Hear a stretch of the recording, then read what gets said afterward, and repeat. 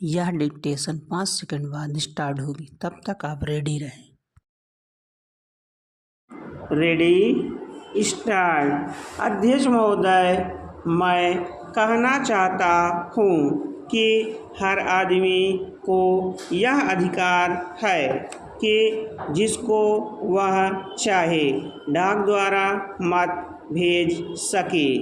ऐसा तो नहीं है कि सभी मत किसी एक अधिकारी के सामने ही इकट्ठा करके भेजे जाते हैं। जहाँ तक इस बिल का संबंध है वह ठीक है, वह प्रारंभ में ही आना चाहिए था और मैं इसका समर्थन करता हूँ। मैं इस सदन के माननीय सदस्यों से भी निवेदन करता हूँ कि इस बिल को पास कर दिया जाए। खेती में उन्नति न होने का कारण क्या है? उसका एक कारण यह है कि खेती से संबंधित जितने विभाग हैं उनमें आपस में समन्वय नहीं है। खेती के लिए अच्छी खाद की आवश्यकता है, पानी की आवश्यकता है, औजारों की आवश्यकता है और धन की आवश्यकता है। इन सारी चीज़ों के लिए अलग अलग विभाग हैं। मालूम ऐसा पड़ता है कि उनका आपस में कोई संबंध नहीं है।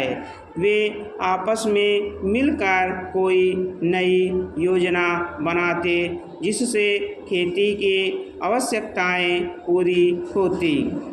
इसलिए जब तक उनमें आपस में तालमेल नहीं होगा तब तक खेती की उन्नति नहीं हो सकती है। दूसरा कारण यह है कि योजना की बिल्कुल कमी है। इसके अलावा कृषि कॉलेजों से निकले हुए स्नातक होते हैं जो खेती की बातों को जानते हैं। उनमें से एक भी आदमी खेती करने के लिए तैयार नहीं है। सभी प्रोफेसर बनने के लिए तैयार हैं। खेती के लिए कोई भी तैयार नहीं है। एक बात मैं माननीय मंत्री जी से विशेष रूप से कहना चाहता हूँ। अधिक उपज न होने का एक कारण यह है कि जो खेत में काम करते हैं वे उसके मालिक नहीं हैं। खेत किसी और का है और काम कोई और कर रहा है। इसलिए मेरा यह कहना है कि किसानों में जब तक यह भावना पैदा नहीं होगी कि यह मेरी भूमि है तब तक अधिक उपज नहीं हो सकती है। इसके लिए आप जब तक भूमि सुधार नहीं करेंगे तब तक कोई बात बनने वाली नहीं है।